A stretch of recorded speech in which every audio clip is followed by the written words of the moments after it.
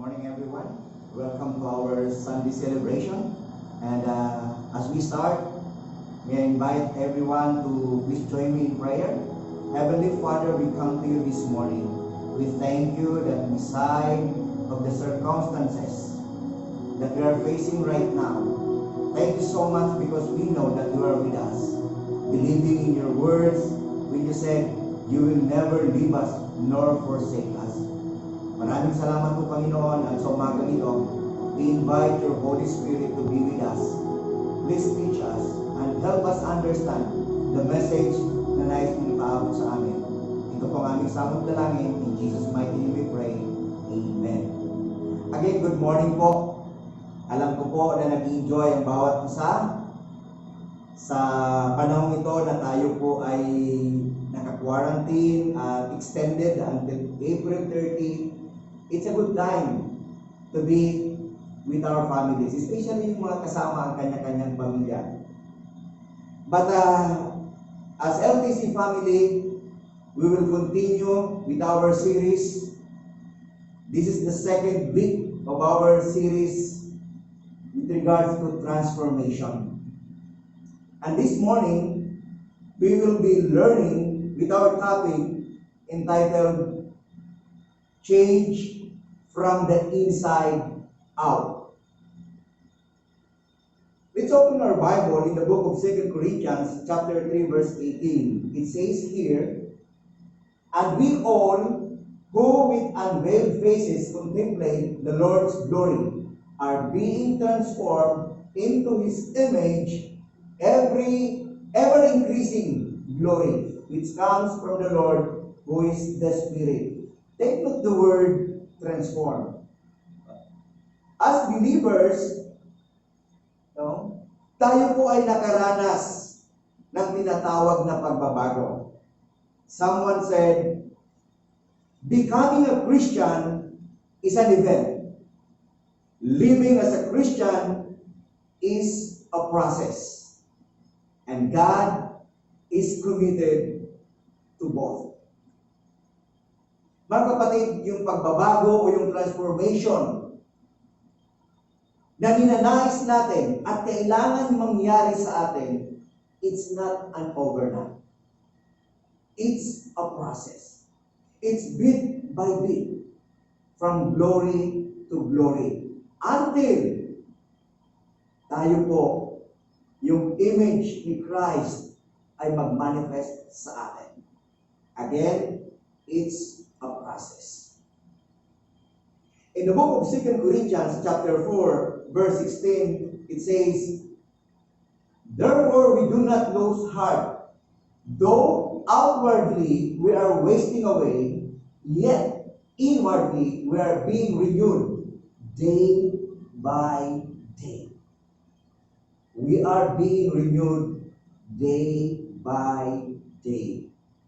2 Peter chapter 1, verse 57, for this very reason, make every effort to add to your faith goodness, and to goodness knowledge, and to knowledge self-control, and to self-control perseverance, and to perseverance godliness, and to godliness mutual affection, and to mutual affection love.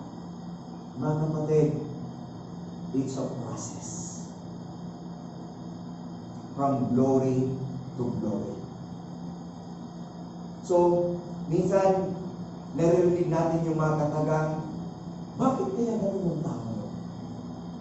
No? You know what? The world has a higher expectation with the believers.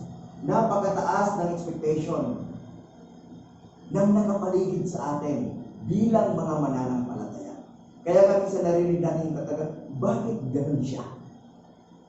And we ourselves, believer as we are, sometimes we question with the behavior o yung gawi-gawi ng ating kapatid o sa pananampalataya. You know what? Let's remember this. Hindi pa tapos ang Diyos sa bawat isa. But as individual, we need to be responsible. Because that transformation inside must manifest outside. Now, let me just share with you a story about the frog prince. Sa isang lugar, there's a prince sa isang castle. One time, lumabas siya, namasyal, at nagawi siya doon sa isang pond na kung saan maraming frogs. Okay. Natuwa ang prinsipe at kanyang nilapitan ng mga frogs at ito ay kanyang pinaghahalikan. And in the event na ito'y hinalikan niya, yung frog ay nagiging prince. Parang pangbata lang, ano?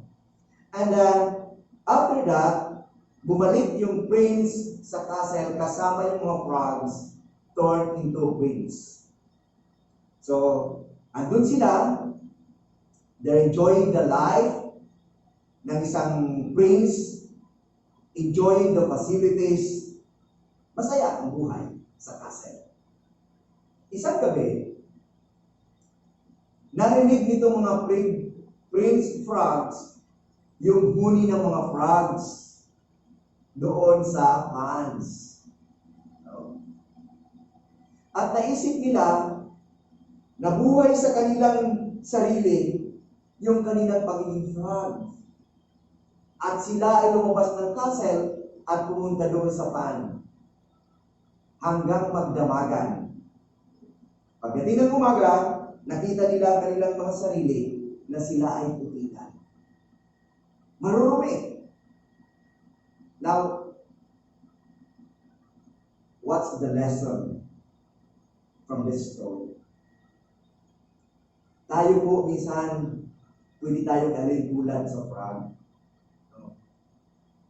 Yung prince, si God, tayo ay iniahon noon sa putikan at dinala sa isang magandang lugar.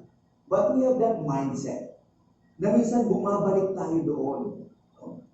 Bumabalik tayo doon sa mindset kung kaya tayo po ay muling bumabalik sa ating dating kinalalagyan. Now, paano kaya natin maipupumuhay o ma-display yung tinatawag na transformed life?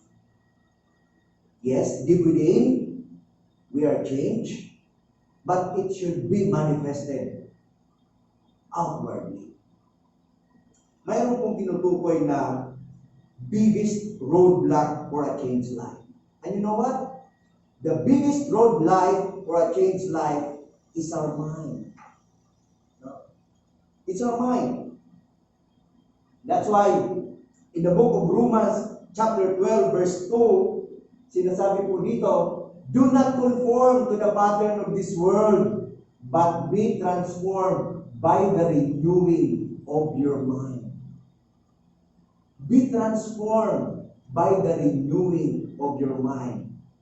Bakit natin yung roadblock, okay? Yung mind natin. Tayo po, mayroon po tayong tinatawag na carnal mind and the so-called spiritual mind. The old nature and the new life. At ito pong dalawa, kailanman hindi po ito nagkakaroon ng pagkakaisa. They are always at war with each other. Now, bakit kailangan i-renew natin yung mind natin? Why should I renew my mind? Number one, because my thoughts control my life. Kung ano yung mga nasa isip natin, mabuti o masama, ito po ay nagkukontrol ng ating mga buhay. Sabi po sa Proverbs 23 verse 7, for as he thinks in his heart, so is he. What you think is what you are. Second,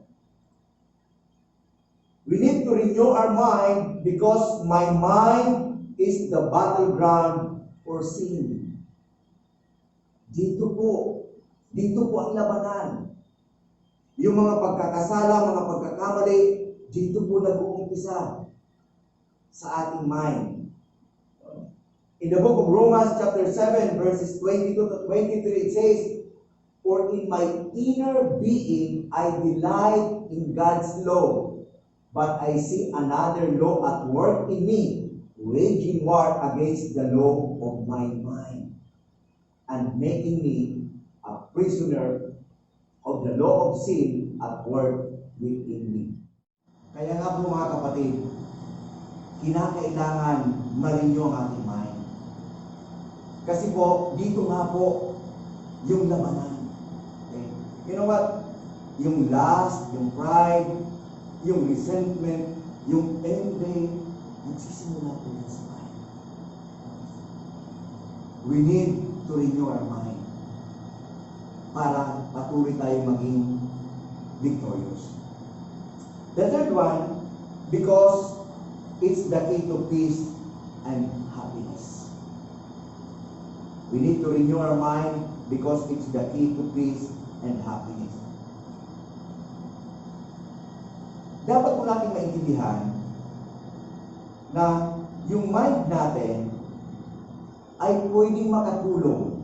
Renewed mind pwedeng makatulong para maranasan natin yung tinatawag na peace and happiness. Sabi nga po, unrenewed mind brings tension. A renewed mind brings tranquility. An unrenewed mind brings pressure.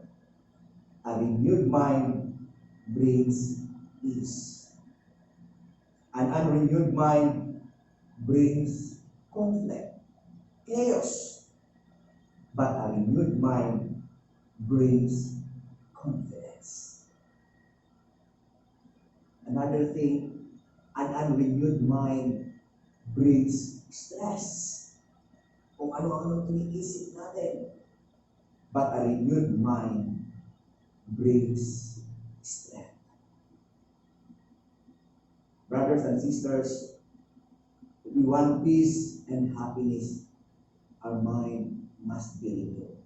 In the book of Romans chapter 8, verse 6, it says, "The mind governed by the flesh is death, but the mind governed by the Spirit is life and peace."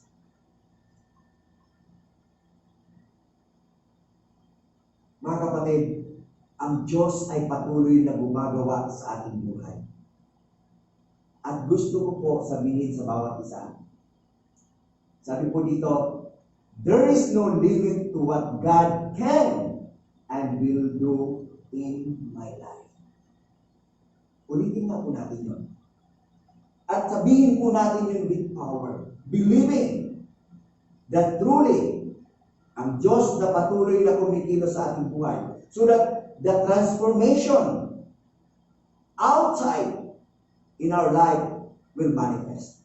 Sabi po dito, there is no limit to what God can and will do in my life.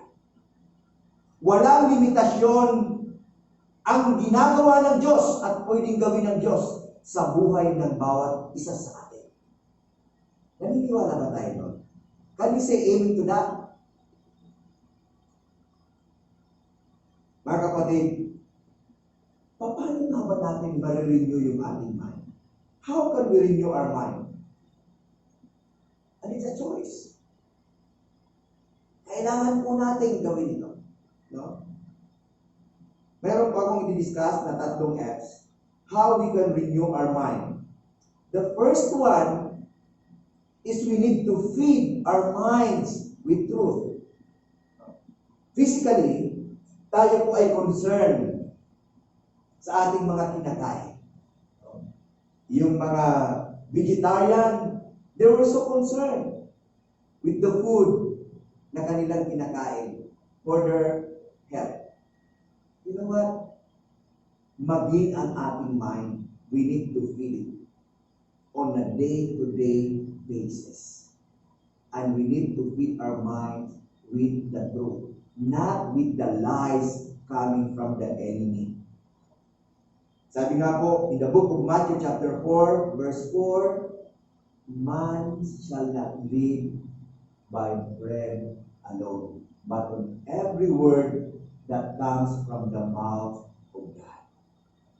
Kailangan i-feed natin yung mind natin. Ano kaya ginagawa natin? Especially now that we are living in the so-called, sabi ng iba is Generation X. But we are living in a world na kung saan ang technology ay sobrang hindi. Sa umaga pa lang, hawak mo ang cellphone mo, anong pinipig natin sa mind natin? Pagbukas mo ng TV, the commercials, the news, ano ang pinipig natin sa ating mind? Let's learn from David. Sabi ni David in the book of Psalms 119, verse 147, I rise before dawn and cry for help. I have put my hope in your word. Saan tayo? Ngayon tayo ay nasa kalagitnaan ng crisis. Maraming kababayan natin na kanilang pag-asa ay tinutuon kung ano ang maibibigay ng ating gobyerno. And some of them are grumbling. Maraming nagrereklamo. Saan tayo umaasa sa panahon ng crisis ngayon? Si David, umaasa siya sa salita ng Diyos. Believers, we believe. I believe personally, and this is my conviction, that this pandemic, this will come to us. Lilipas po ito. God is just telling something, not only in the Philippines, but in the whole world, that out there is a sovereign God na siya pa rin ang may control ng lahat. We need to put our hope in God and in His Word. In Psalm 119, verse 97, sabi po ni David, oh, how I love your law. I meditate on it all day long. David, pinifeed niya yung kanyang mind ng law or God's law or presence. Another thing, Psalms 16 verse 7, sabi niya, I will praise the Lord who counsels me. Even at night, my heart instructs me. Psalms 119 verse 95, the wicked are waiting to destroy me, but I ponder your statutes. Ibang klase si David. Kaya nga po, si David po, naisulat niya yung Psalm 23. The Lord is my shepherd, I shall not want. We can apply. We can get strength from this passage, Psalm 23, especially in our very situation. Take note of this. The Lord is our shepherd. Tayo po, as believers, we are His sheep. Hindi na tayo mapabayaan. Hindi na tayo mapabayaan. So, kailan natin kailangan i-feed yung ating mind? Based doon sa ating mga binasa, we need to feed our minds with truth or God's Word all the time. Hindi lang yung, narinig nyo ba yung once in a blue moon? Pag ginusto lang, pag may pagkakataon lang. We need to feed our minds with the truth all the time. Second, we need to free our mind. From what? From distracting thoughts. Ngayong panahon na tayo po ay naka-quarantine at majority of us, hindi po tayo sanay sa ganito. I, for one, hindi pa ako sanay sa ganito. At madalas kapag tayo nag-iisa, kung ano-anong mga negative thoughts ang pumapasok sa ating isipan. and it's damaging. It's damaging to us, and eventually, it's damaging to others. We need to understand that we have three enemies in our mind. The first one is our old nature. Yung old nature natin, andiyan pa rin siya eh. Kaya nga sinasabi po sa Romans chapter 7 verse 23, but I see another law at work in me, waging war against the law of my mind, and making me a prisoner of the law of sin at work within me. Paul is saying here na yung old nature niya ay patuloy pa rin na nakikipaglaban, nakikipagbaka. At kapag ito ang nananaig, yun po na tayo po we commit sin. So this old nature, kailangan makalaya tayo dito. Kailangan makalaya tayo dito. In the book of Romans chapter 8 verse 5, it says, those who live according to the flesh have their minds set on what the flesh desires. But those who live in accordance with the Spirit have their minds set on what the Spirit desires. Mga kapatid, habang tayo ay nandito sa ating katawang lupa, yung old nature na ito ay kailangang supilin. Huwag mananaig itong old nature. Kailangan yung new self ay patuloy na mag-grow. No? Meron nang binanggit si Paul, sabi niya, I must die daily. Kailangan. Alin yung tinutukoy niya doon? Yung old nature. Another thing that we need to be free is from Satan.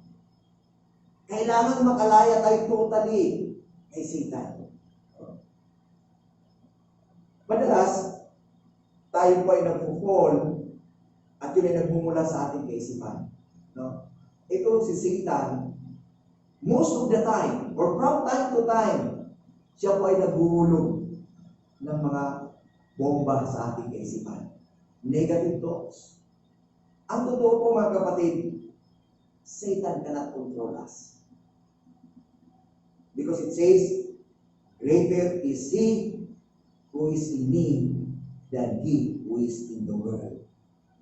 But let's remember this. Satan can only suggest. Pwede lang siya mag-suggest, pero he cannot control our mind, our thoughts. We alone can control our thoughts. Madalas, kung anong naisip natin ay pinapaniwalaan natin. Mas maganda po na huwag natin paniwalaan lahat ng ating iniisip. Tama po ba? Kasi mayroon naman talaga po tayo, kadalasan marami tayong iniisip na hindi naman totoo. Especially yung takot. No? Minsan takot na takot tayo kung ano pumapasok sa isip natin. The truth is, hindi naman totoo. Pero apektado tayo. So kailangan, we need to be free. Ito po ang ating tatandaan. Devil's thought is destructive or brings destruction. But God's thought gives inspiration. So saan tayo? Timpangin natin. Ito bang mga kaisipan na ito na sinasuggest ng enemy? For sure, it will distract us. It will bring destruction. On the other side, God's thought will give us inspiration. It's a choice. But we need to be free from Satan. Another thing, the third one is we need to be free from the world's value system. Ang tindi po. Sa totoo lang. Marami tayong mga babasang mga books. No? Napapanood natin sa television, sa commercials. And most of the time, it's about me, self-satisfaction. Narinig niyo ba yung commercial about obey your nurse? You need a break. Kaya nga minsan, yung mga nasa workplace, pag Friday, thanks God, it's Friday. You need a break. The word value system. Kakaiba. Ibang klase. Hahatakin ka talaga. At kung hindi tayo aware, in us, believers, pwede po tayong hatakin ng value system. Pwede po tayong ma-influence nitong value system nito. And we need to be free from this world's value system. In the book of 1 John chapter 2, verse 16, it says, for everything in the world, the lust of the flesh, the lust of the eyes, and the pride of life, comes not from the Father, but from the world. Tinukoy po dito yung the lust of the flesh, the lust of the eyes, and the pride of life. This is our passion, position, and possession. Far be it from us na tayo ay mahok ng value system na ito, na yung walang contentment. Hindi po masama na tayo po ay maging successful. But be sure that our mindset ay hindi yung kami ng lahat. Wala na tayong pakialam. Kahit sino masagasaan, ang importante, masatisfied kung anong mayroon tayo. And that's the word value system. In 2 Corinthians chapter 10, verses 3 to 5, it says, for though we live in the world, we do not wage war as the world does. The weapons we fight with are not the weapons of the world. On the contrary, they have divine power to demolish strongholds. We demolish arguments and every pretension that sets itself up against the knowledge of God, and we take captive every thought to make it obedient to Christ. This passage speaks about warfare. And we need to be free from the lies of the enemy. And it's in the word value system. How can I illustrate that? Minsan pinapaniwalaan natin na sinasabi ng word system na unahin mo yung sarili mo bago mo unahin ng iba. Do you think it's true? It's opposite. Sabi sa Bible, love your neighbor as you love yourself. So hindi na sarili. We don't need to believe the lies. We need to believe what is true.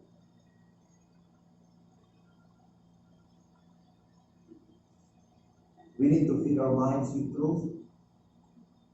We need to be free from destructive thoughts coming from our old nature, from Satan, and the world's value system. The third F is focus. We need to focus our mind on the right things. Right things. The first one is, think of Jesus. Think about Jesus. Instead of thinking other things, we need to focus on thinking about Jesus. 2 Timothy chapter 2, verse 8. Remember Jesus Christ, raised from the dead, descended from David. This is my gospel. Ngayong Holy Week, in our devotion for the past 3 days, pinakita po doon kung paano Jesus was betrayed by Judas. Kung paano Peter denied Jesus. And this morning, in my devotion, pinakita mo doon kung paano si Judas, yung guilt feeling na mayroon siya, at kung paano si Pilate naghugas kamay. Ang buong mundo sinicelebrate itong Lenten season. They remember Jesus. But we remember Jesus. We think Jesus in our lives every day. At yung Jesus na pinapaniwalaan natin, He died once. Isang beses lang siya namatay. And since then, when He raised from the dead, He ascended to heaven. Think about Jesus. Hebrews 12 verse 13, it says, make level paths for your feet so that the lame may not be disabled, but rather healed.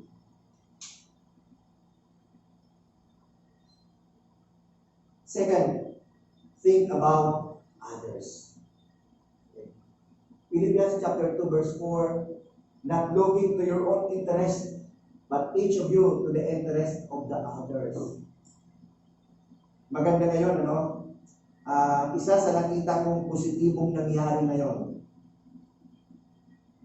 dito sa COVID-19 crisis na ito. Nakita muli yung bayanihan spirit ng mga Pilipino. Actually, this bayanihan spirit, ito po dapat ay patuloy na nakikita at ipapamalas ng mga Christian. Can you say anything to that? Hebrews 10:24 says, and let us consider how we may spur one another on toward love and good deeds. We need to think about others. Kailangan isipin din natin ang iba. And the third one is we need to think about eternity. Sabi po dito, Colossians chapter 3 verse 2, set your minds on things above, not on earthly things. Mga kapatid, hindi ito ang ating permanent place. We are just travelers here on earth. Mayroon po tayong eternal destiny. And we need to think about it. The so-called eternity. Change from the inside out. Again, it's a process. There are times na pakiramdam natin, bakit ganito ako? Bakit parang walang nangyayari? Kapatid, may nangyayari. At kung sakaling sadyang pakiramdam natin wala, we need to go back. We need to go back. We need to surrender our lives to Him. When was the time that we surrender our lives? Maybe we did it already, pero bakit hirap pa rin na makita yung pagbabago sa ating buhay? Tayo mismo hirap tayo na makita yung pagbabago sa ating buhay.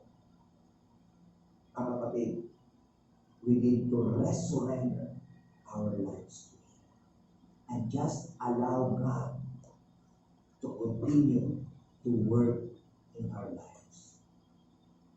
There's a passage in the Bible that says, He who began a good work in us will bring it into completion. Believers are the ones who are transformed from inside out. And as believers, we need to set an example. We need to display the kind of changed life, the kind of transformed life, not only inside, but even outside. And this morning, we discuss that we need to renew our mind. Shall we pray? Father, thank you so much for that. It is your will for us to be changed, to be transformed from glory to glory. Help us na yung plano mo na mabago ang aming mga buhay ay mangyari sa aming individual. Maraming salamat sa araw na ito. Thank you so much, Lord God, na kung paano mo kami ingatan for the past days, for the past weeks. Salamat na ngayong linggo, moving forward, ikaw po ang patuloy na magpapasinan sa amin. Bless all of us, bless our loved ones,